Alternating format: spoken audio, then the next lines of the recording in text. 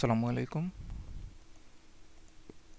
প্রিয় শিক্ষার্থীরা, আজকে আমরা অ্যাডোবি ফটোশপ নিয়ে আলোচনা করব এবং অ্যাডোবি ফটোশপের কাজ দেখব। এটা হচ্ছে অ্যাডোবি ফটোশপ 7। আমরা 7-এ কাজ করব। 7-এর কাজ করতে পারলে Adobe Premiere Pro, Adobe CC এগুলোতে কাজ করতে পারবো। প্রথমে আমরা ফটোশপ 7-এ কাজ শিখব, ধারাবাহিকভাবে অন্যগুলো কাজ করব। আমি অ্যাডোবি ফটোশপ 7 ইউজ করছি, ওপেন করতেছি। অ্যাডোবি ফটোশপের ডানে ক্লিক করে ওপেনে ক্লিক করলে অ্যাডোবি ফটোশপ ওপেন হবে। অ্যাডোবি ফটোশপে কাজ করার আরেকটা কারণ, আমাদের অনেকের কম্পিউটারের ভার্সনটা উন্নত না। অ্যাডোবি ফটোশপ 7 যে কোনো কম্পিউটারের যে কোনো ভার্সনে সাপোর্ট করে, এজন্য আমরা অ্যাডোবি ফটোশপে কাজ করব যাতে আমাদের প্রত্যেকের কম্পিউটারে অ্যাডোবি ফটোশপটা কাজ করতে পারি।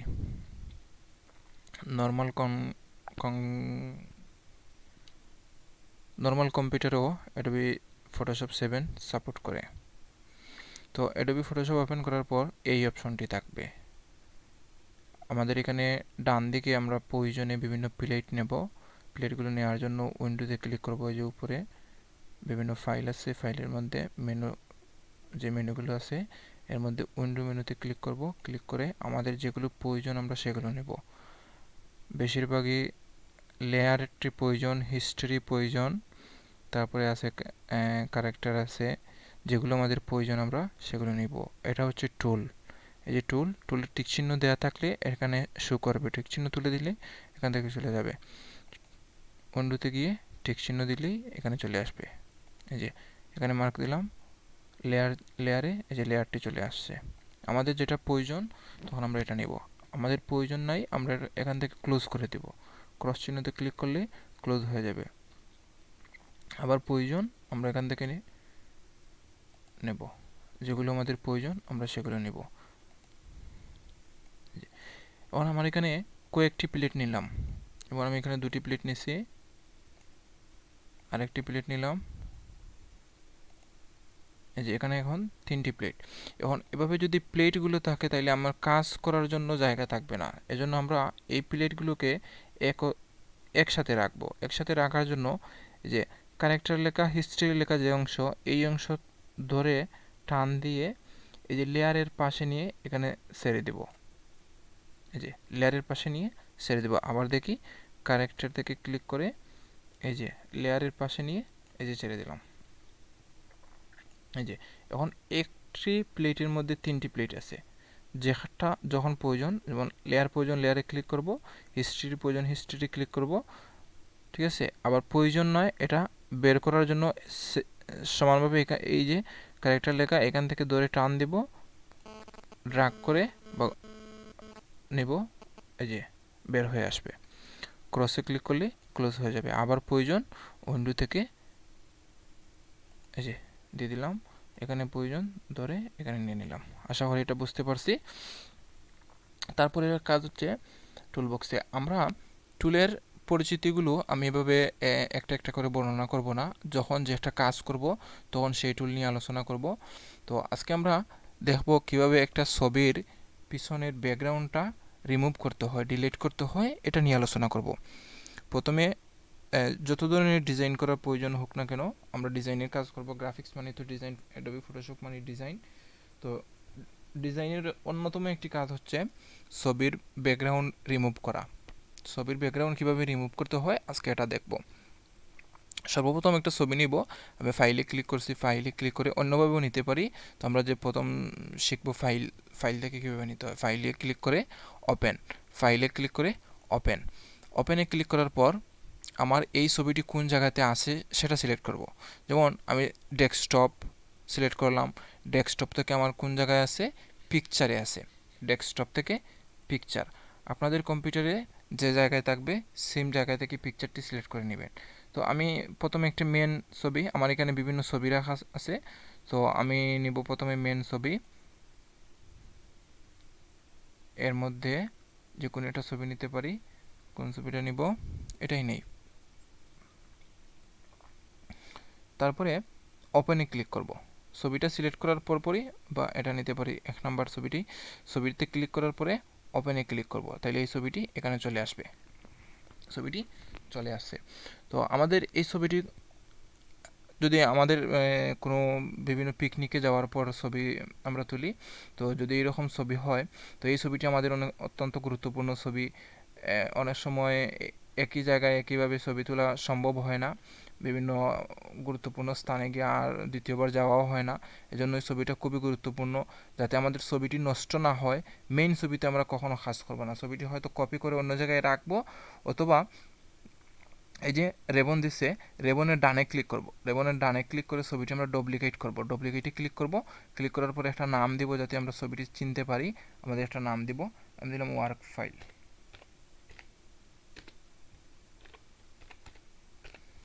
ওয়ার্ক ফাইল দিলাম, তারপরে ওকেতে চাপ দিলাম। এই যে হুবহুব দুটো ছবি। এখন এই ছবিটি হচ্ছে আমাদের মেইন, এই যে 01, এটা হচ্ছে মেইন। আর এই যে আমি পরবর্তীতে নাম দিয়েছি, এজন্য এটা হচ্ছে ওয়ার্ক ফাইল। তো আমার মেইন ছবিটি আমি ক্রসে ক্লিক করে ক্লোজ করে দেব। এখন ডুপ্লিকেট যে ছবি, এই ছবিতে আমরা কাজ করব। এই ছবিতে কাজ করার জন্য আমরা এখানে যদি ক্লিক করি, এটা হচ্ছে ম্যাক্সিমাইজ হবে, বড় হবে, সমস্ত স্ক্রিন জুড়ে চলে যাবে। এই যে ক্লিক করছি, এই যে ফটোশপের সমস্ত স্ক্রিন জুড়ে চলে গেছে। আবার প্রয়োজনে আমরা এই যে আবার রিস্টোর ডাউনে ক্লিক করব, সেম অপশনে ক্লিক করব। উপরেরটা না, উপরেরটা হচ্ছে টোটাল ফটোশপের, আর এটা হচ্ছে শুধু পেজের, এটা হচ্ছে শুধু পেজের। এই যে পেজটা ছোট হয়ে গেছে ছবিটা। আমি এখান থেকে আবার ক্লিক করছি, এই ছবিটা রিস্টোর করলাম। এখন আমরা দেখব ব্যাকগ্রাউন্ড রিমুভ করার জন্য প্রথমে এটা হচ্ছে লেয়ার প্লেট। এই লেয়ার প্লেট থেকে এই যে আমার লেয়ারটি লক করা আছে, এই যে তালা চিহ্ন দিয়ে বোঝাচ্ছে এটা লক করা। আমি এখানে ডাবল ক্লিক করব, ডাবল ক্লিক করে ওকেতে ক্লিক করব। এই যে লেয়ারটি এখন আনলক হয়ে গেছে, তারপরে আমরা যে কোনো টুলে, এই যে বাম দিকে টুল, এই টুল অপশনের দিকে তাকাই, আমরা যে কোনো টুলে কাজ করি, সাথে সাথে আমরা চলে আসবো মুভ টুলে। এটা হচ্ছে মুভ টুল। প্রথম টুলের নাম হচ্ছে মুভ টুল, তারপরে টুলের নাম হচ্ছে রেক্টেঙ্গুলার টুল, তারপরে টুলের নাম হচ্ছে ম্যাজিক টুল, তারপরে টুল নাম হচ্ছে লাসো টুল, তারপরে ক্রপ টুল। তো আমার এগুলো আপাতত বলার প্রয়োজন নাই, আমরা যখন যে টুলে কাজ করব সেই টুল সম্পর্কে আলোচনা করব। তো আমরা যে কোনো টুলেই কাজ করি, মুভ টুলে থাকবো সবসময় আমার মাউসটা ক্লিক থাকবে মুভ টুলে। যে কোনো টুলেই কাজ করি, সাথে সাথে মুভ টুলে চলে আসবো। এটা খুবই গুরুত্বপূর্ণ। এটা মুভ টুলে যদি না থাকে, অন্য কোনো টুলে থাকে আমার কিবোর্ডে বা যে কোনো কমান্ডে, এই আমার ছবির বা যে কোনো একটা ডিজাইনের যে কোনো একটা কাজটা নষ্ট হয়ে যাওয়ার সম্ভাবনা থাকে। এজন্য আমরা সবসময় মুভ টুলে থাকবো। তো আমার এই ছবিটার ব্যাকগ্রাউন্ড ডিলিট করার জন্য ছবিটা সিলেক্ট করতে হবে। ছবিটা সিলেক্ট করার জন্য আমরা আজকে দেখব লাসো টুলের ব্যবহার। এটা হচ্ছে লাসো টুল। লাসো টুলের মাউসটা চাপ দিয়ে ধরলে ভিতরের 3টে টুল আছে, এগুলো দেখাবে। আরেকটা জিনিস খেয়াল করুন, এই যে প্রতিটা টুলে, এই যে এই টুলের এখানে কালো চিহ্ন, এরো চিহ্ন নাই, কিন্তু এই টুলের কালো এরো চিহ্ন আছে, এই টুলে আছে। তাহলে বুঝতে হবে যে টুলে কালো এরো চিহ্ন আছে, তার মানে এই টুলের ভিতরে আরও টুল আছে, এই টুলটিতে মাউসের বাম দিকে চাপ দিয়ে ধরলে ভিতরের টুলগুলো দেখাবে। তো আমার এই যে লাসো টুলের মাউস দিয়ে চাপ দিয়ে ধরছি বাম দিকে, ডান দিকে না, বাম দিকে, মাউসের বাম দিকে চাপ দিয়ে ধরছি, তাহলে 3টি টুল দেখাচ্ছে। এর মধ্যে হচ্ছে লাসো টুল, পলিগুলার লাসো টুল, ম্যাগনেটিক লাসো টুল। আমরা পলিগুলার লাসো টুলের মাধ্যমে সিলেক্ট করা শিখব, কীভাবে পলিগুলার লাসো টুল দিয়ে সিলেক্ট করতে হয়। পলিগুলার লাসো টুলে ক্লিক করলাম, এটা সিলেক্ট হয়ে গেছে। এখন পলিগুলার লাসো টুল দিয়ে প্রতিটা অংশে, এই যে প্রতিটা অংশে তার শেষ প্রান্ত, যে প্রান্তর আমরা রাখবো, এর বাহিরের অংশ, যে অংশটু ব্যাকগ্রাউন্ডের সাথে সম্পর্কিত, সেই অংশে প্রতিটা অংশে ক্লিক করব। এই যে প্রতিটা অংশে ক্লিক করার মাধ্যমে আমি খুব দ্রুত, এত সুন্দর হওয়ার প্রয়োজন নাই, আমি জাস্ট বোঝানোর জন্য কাজ করতেছি। যদি এখন সুন্দর করে কাজ করতে চাই, অনেক সময় যাবে, ভিডিওটি লম্বা হয়ে যাবে। এই যে প্রতিটা অংশে ক্লিক করব, প্রতিটা অংশে ক্লিক করে করে এটা সিলেক্ট করব, প্রতিটা অংশে ক্লিক করে করে সিলেক্ট করব।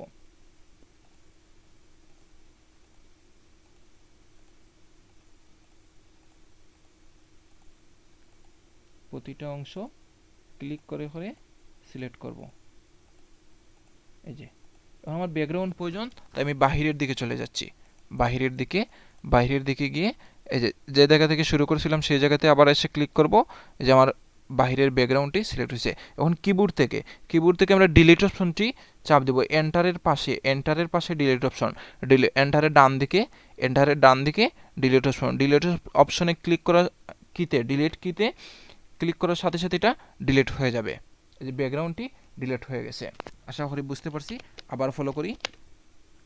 এই যে লাসো টুলটি সিলেক্ট করে আমি প্রতিটা অংশে ক্লিক করব, এই যে ক্লিক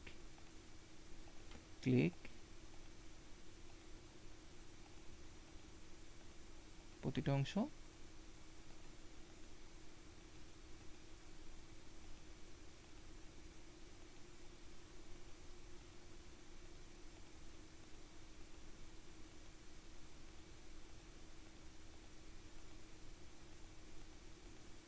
আচ্ছা, প্রতিটা অংশতে ক্লিক করার পর আমি ব্যাকগ্রাউন্ড সিলেক্ট করব, তাই পিছনের দিকে যাব। ভুলবশত পিছনের দিকে না এসে সামনের দিকে চলে এসে সিলেক্ট করে দিছি। এই যে এখন যদি ডিলিটে ক্লিক করি তাহলে তো সামনের অংশ মেইন ছবিটা ডিলিট হয়ে যাবে, ব্যাকগ্রাউন্ড ডিলিট না হয়ে। কন্ট্রোল জেড, ভুল হইলে কন্ট্রোল জেড, যদি কখনো ভুল করে থাকি কন্ট্রোল জেড দিলে এটা পিছনে ফিরে যায়। কন্ট্রোল চেপে জেডে জাস্ট একবার, কন্ট্রোল জেড দিলে পিছনে ফিরে যায়। ভুল হলে পিছনের দিকে একবার করে ফিরে যাবে। যতবার ক্লিক করবে ততবার এক ধাপ করে পিছনের দিকে ফিরে যাবে। তো এখন যেহেতু আমি ছবিটি সিলেক্ট করছি তখন আমরা সিলেক্টে যাব। এই যে উপরে সিলেক্ট মেনুতে গিয়ে ইনভার্সে ক্লিক করব, ইনভার্স, অথবা কিবোর্ড থেকে কন্ট্রোল আই চাপ দিলেও সেম কাজটি করবে। কন্ট্রোল আই দিলে এই যে সিলেক্টে ক্লিক করছি, এখন এই যে পিছনটা সিলেক্ট হয়ে গেছে, ছবি থেকে ব্যাকগ্রাউন্ডে চলে গেছে। ডিলিট হয়ে গেছে। আশা করি এটুকু বুঝতে পারছি। এটি খুবই গুরুত্বপূর্ণ।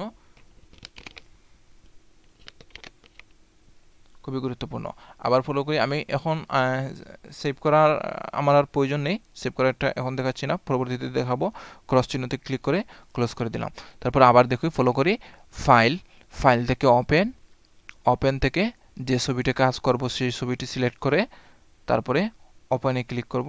ওপেন, এই যে ছবিটি চলে আসছে। ডানে ক্লিক করে ডুপ্লিকেট একটি নাম দিয়ে ওকে, তারপর মেইন ছবিটি ক্লোজ করে ডুপ্লিকেটে কাজ করব। ম্যাক্সিমাইজ করলাম, লাসো টুল সিলেক্ট করে এই যে এই অংশ থেকে আবার শুরু করব। অনেক সময় আছে আমরা কাজ করতেছি, সাপোজ মনে করি এই অংশে চলে গেছি, তখন হঠাৎ করে দেখা যায় এরকম সিলেক্ট হয়ে গেছে। তো অনেক সময় আছে সম্পূর্ণ ছবিটি কাজ করছি, অল্পর জন্য এরকম হয়ে গেছে। তখন আমরা কি করব, ডিসিলেক্ট করার জন্য কন্ট্রোল দিয়ে দিব, আর অল্প করে কাজ করব, অল্প করে। যেহেতু সম্পূর্ণ কাজ করলে এরকম প্রবলেম দেখা দেয়, তো আমরা অল্প করে কাজ করব, তাহলে তো আমরা হয়ে গেল ডিলিট। এই যে এটাকে আনলক করতে হবে, ডাবল ক্লিক, ওকে, লেয়ারটি আনলক করতে হবে। ডিলিট চাপ দেওয়ার সাথে সাথে রিমুভ হয়ে যাবে। এই যে আমরা অল্প করে কাজ করব, তখন আর প্রবলেম হবে না।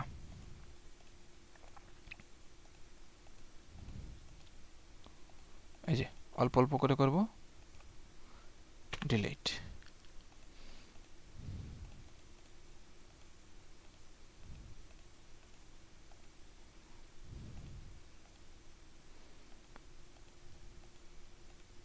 এটা খুবই গুরুত্বপূর্ণ। এটা একটি ডিজাইন তৈরি করতে অনেকগুলো ছবির প্রয়োজন হয়, অনেক শেপের প্রয়োজন হয়। এভাবেই ছবিটা সম্পূর্ণ করার জন্য লাসো টুলের ব্যবহারের বিকল্প নেই। সম্পূর্ণ ছবিটি এভাবে ডিলিট করব। তারপরে কন্ট্রোল ডি, সাথে সাথে মুভ টুলে চলে যাব। মুভ টুলে আমরা জানি কাজ শেষে মুভ টুলে চলে যাব। এই যে ছবিটির ব্যাকগ্রাউন্ড আমি রিমুভ করছি। এখন এই ছবিটিকে অন্য যে কোনো একটি ব্যাকগ্রাউন্ডের উপর নিতে পারবো। যেমন আমি একটু দেখাই, অথবা সেভটা দেখে দিই।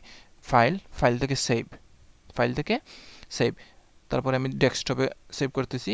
সেভ করার জন্য একটু বুঝি বিষয়টি। সেভ করার জন্য আমরা তিনভাবে সেভ করতে পারি, ফটোশপে সেভ করতে পারি তিনভাবে। একটি হচ্ছে পিএসটি, মানে পিএসটি হচ্ছে আমার এই কাজটি আমি যে স্থান থেকে রেখে যাব, পরবর্তীতে সেই স্থান থেকে আবার কাজটি করতে পারবো নতুনভাবে। যেভাবেই রেখে যাব সেভাবেই আবার পরবর্তীতে কাজ করতে পারবো। এটি হচ্ছে পিএসটি, বুঝতে পারছি। তারপর হচ্ছে জেপিজি হচ্ছে আমার ছবিটির কাজ শেষ, এখন আমি এটাকে পিকচার হিসাবে রূপান্তরিত করলাম, এটা হচ্ছে জেপিজি। এটা মানে ফাইনাল, আর কোনো কাজ নেই। আর একটি হচ্ছে পিএনজি। পিএনজি হচ্ছে ব্যাকগ্রাউন্ড রিমুভ। আমরা জানি বিভিন্ন সময় বিভিন্ন ব্যাকগ্রাউন্ডের উপর বিভিন্ন যে লঘু যে কোনো জায়গার উপর নিয়ে রাখতে হয়, এজন্য লঘুটির আমরা পিএনজি হিসাবে সেভ করে রাখি। পিএনজি হচ্ছে ব্যাকগ্রাউন্ড রিমুভ করা একটা পিকচার, যে কোনো জায়গায় যে কোনোভাবে এটা রাখা হয়। তো আমি প্রথমে এই যে 01 দিচ্ছি, এটা হচ্ছে পিএসটি সেভ, এটা পিএসটি হিসাবে সেভ হচ্ছে। আবার একটি ডকুমেন্ট বারবার সেভ হয় না, এজন্য আর সেভ শো করবে না, অন্য একটি কাজ করতে হবে। আমরা এখন সেভ এজ মানে পুনরায় সেভে ক্লিক করব। পুনরায় সেভ, এই যে ফরম্যাটে ক্লিক করলাম। তারপরে যে নিচের দিকে আছে জেপিজি, জেপিজি হচ্ছে পিকচারটা পরে দেখতেছি। তারপর আছে আরেকটু নিচের দিকে তাকাই, এই যে পিএনজি, পিএনজি হচ্ছে আগেই বলছি ব্যাকগ্রাউন্ড রিমুভ সেভ। ওকেতে চাপ দিব, ওকে। এটা ক্লোজ করলাম, ক্লোজ। এখন আমরা ফাইলে যাই, ফাইল থেকে ওপেন থেকে ডেস্কটপ থেকে আমাদের এটা হচ্ছে পিএনজি ফাইল, এটা হচ্ছে ফটোশপ ফাইল, এই যে অ্যাডোবি ফটোশপ, তার মানে পিএসটি, আর এটা হচ্ছে পিএনজিটি ওপেন করি, এই যে ওপেন। এই দেখুন আমরা আগে যেভাবে ব্যাকগ্রাউন্ড রিমুভ করছি সেই ব্যাকগ্রাউন্ড রিমুভ অপশনটি এখন আমরা যে কোনো ছবিতে নিতে পারি।